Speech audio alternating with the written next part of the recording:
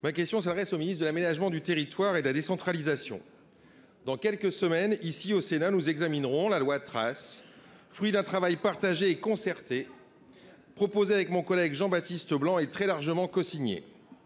Elle propose une réduction pragmatique, différenciée et concertée de l'artificialisation des sols. Mais, en dehors des auditions menées ici par les rapporteurs Gacquerre, Boyer et Guéret, on constate que sur le terrain, la machinerie administrative poursuit son travail de rouleau compresseur. C'est un peu l'État profond jouant la montre contre les territoires. Alors, monsieur le ministre, quelle est donc la position du gouvernement sur cette loi Trace? Pouvons-nous compter sur vous, sur le gouvernement, pour porter ce texte attendu? Quand évoquera-t-on l'impact financier et fiscal qui empêche le sénateur Maurey et son groupe de progresser? Je vous remercie. En effet, c'est une question de calendrier. Et la concertation mérite en effet que dans les territoires, on prenne le temps d'arriver à cet atterrissage que nous souhaitons tous.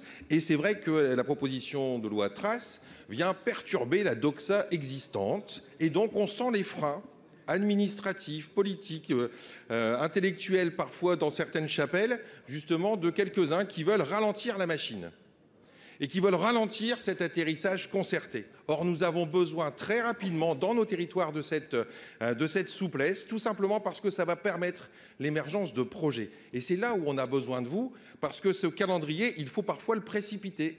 Jouer simplement la montre peut c'est vrai, permettre à certains de dérouler leur cursus, mais ça va à l'encontre des projets de territoire. L'aménagement de territoire, ça se construit progressivement. Je vous remercie, monsieur le ministre. Merci.